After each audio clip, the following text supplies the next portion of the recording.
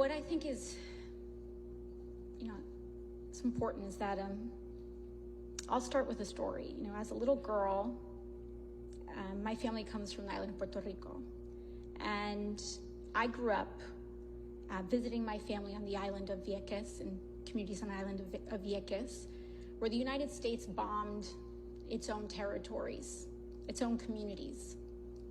And I would go to sleep as a little girl to the sound of US bombs detonating. Practice is what it was called at the time, practice.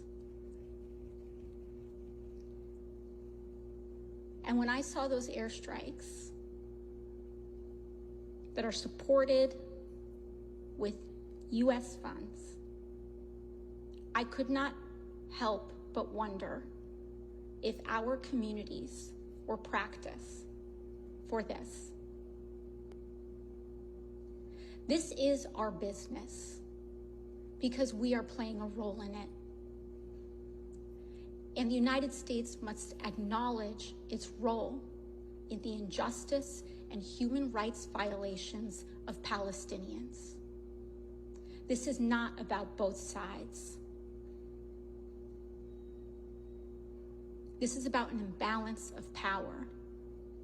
If we're scared to stand up to the incarceration of children in Palestine, it's because maybe it'll force us to confront the incarceration of children here on our border. By standing up to the injustices there, it will prompt us to stand up to the injustices here.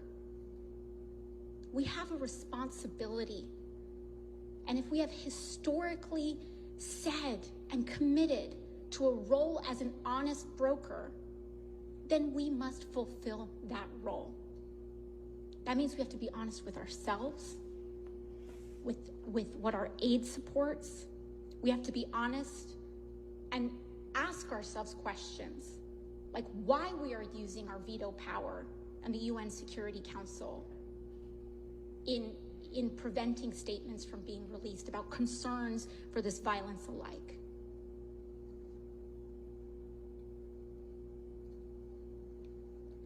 The President and many other figures this week stated that Israel has a right to self-defense, and this is a sentiment that is echoed across this body. But do Palestinians have a right to survive?